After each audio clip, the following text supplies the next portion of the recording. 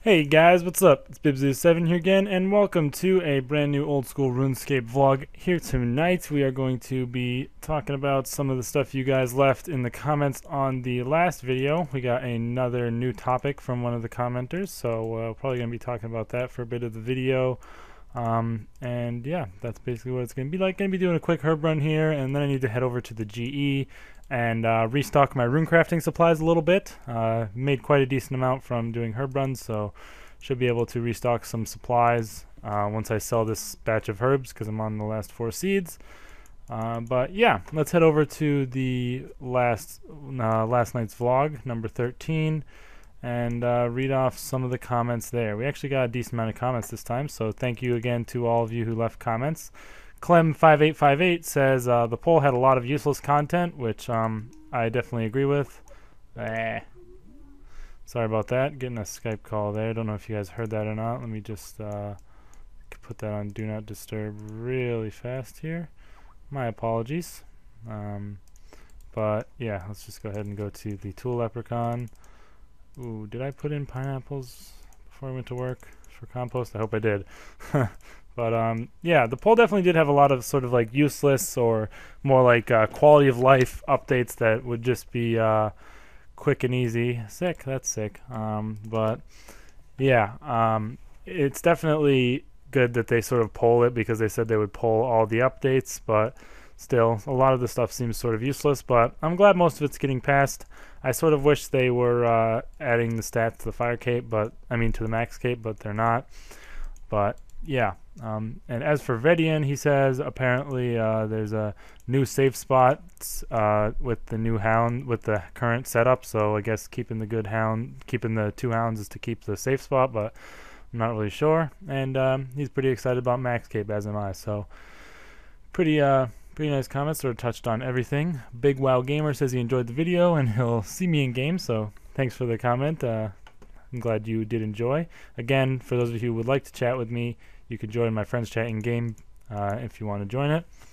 I mean, if you want to talk to me, I'll pretty much always be in there as long as it doesn't, if the game like glitches and doesn't put me in there when I log in, then I might forget to go in there, but I'll try to remember. Jamal Gibson says that he's mad that the max cape will have the same stats as the skill cape trimmed, so that there's not much motivation to get maxed. And I could definitely agree with that. I think it would be just cool to have the cape on its own, but it would definitely be nice if there was sort of an incentive other than that. It's like some good stats or something like that that would make you want to get the cape even more, but there's not, which is kind of lame. I don't know why people aren't voting for it, because I feel like if, like I said, I'm pretty sure I said this yesterday, but if you can get a max cape, then I'm pretty sure you should be able to do the fight caves pretty easily without too much trouble. And like if people don't have a max cape, they can go get a fire cape. It's not like having a max cape gives you an advantage, even though I think it should, but it just doesn't. It's pretty lame. And sort of like a lot of the time you're not going to want to wear your max cape.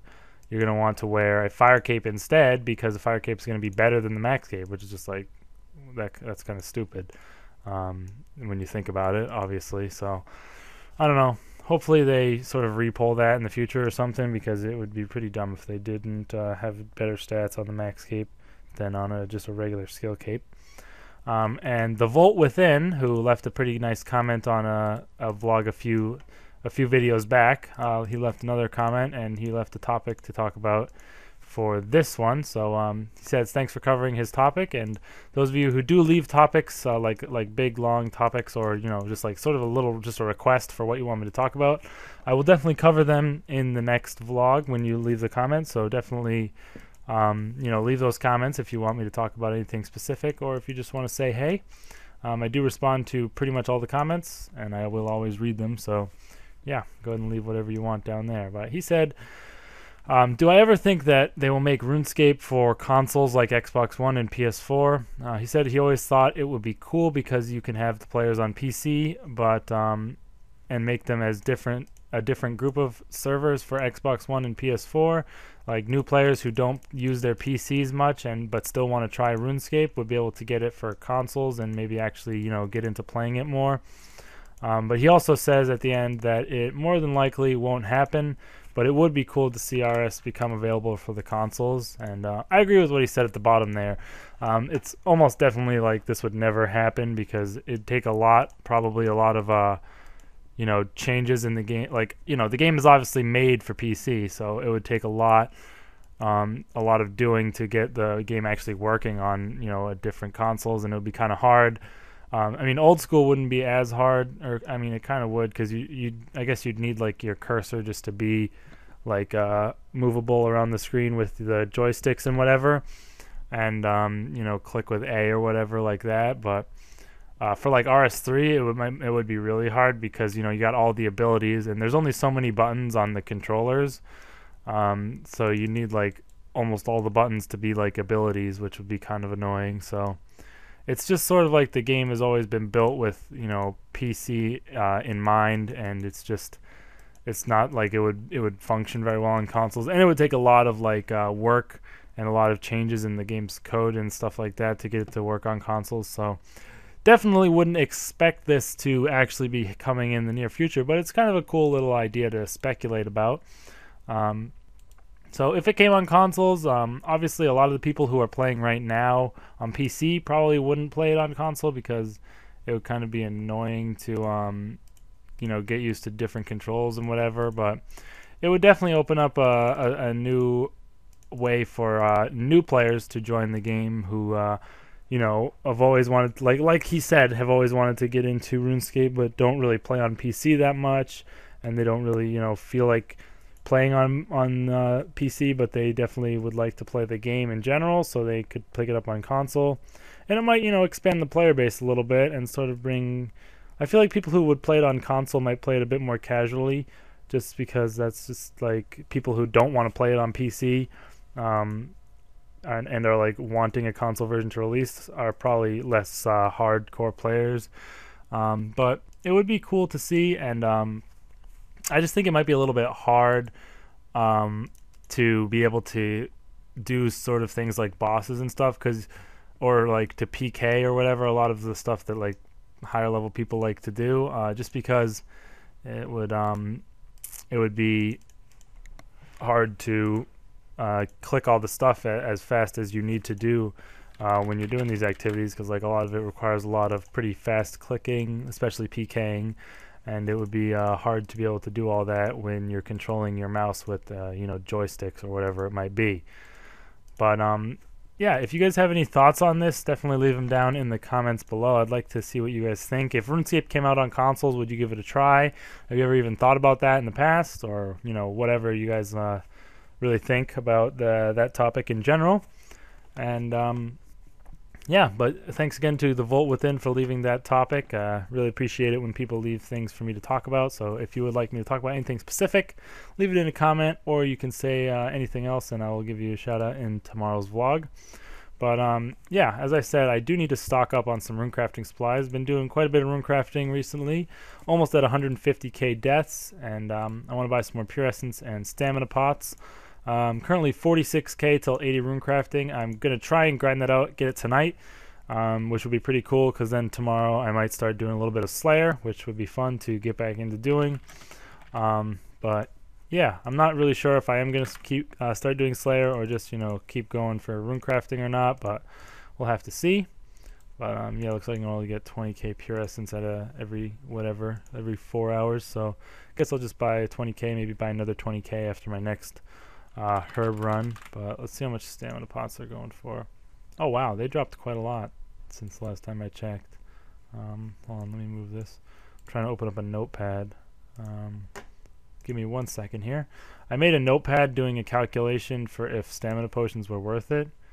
And on May 8th, I have the date here, they were 7k each, so they've dropped a decent amount since then, which is pretty nice. Let me actually, just for reference sake, let me check super energy pots. And those have actually risen. Wow. So there's pretty much no doubt that stamina pots are definitely more worth it than using super energy while doing RC, because at the prices before, stamina pots were 7k and super energy were 2.8k, and it was like pretty much worth it at that point. So now they're even more worth it since they've dropped so much. So I think I'm going to go ahead and buy 60 of them. Sounds good. And yeah, that's basically how I do this, how I do my training. As you can see, a few days ago I did a bank video, and I had, I don't remember how much cash I had in there, but that was like right after I finished PC. And I've been doing runecrafting and herb running for a few days now. And when I need to restock on supplies, I usually have more than enough money to restock and still have some extra profit left over from doing herb runs. Since I was at like 2.1 or 2.2 mil when I stopped doing pest control, and since then I've been doing herb runs ever since. And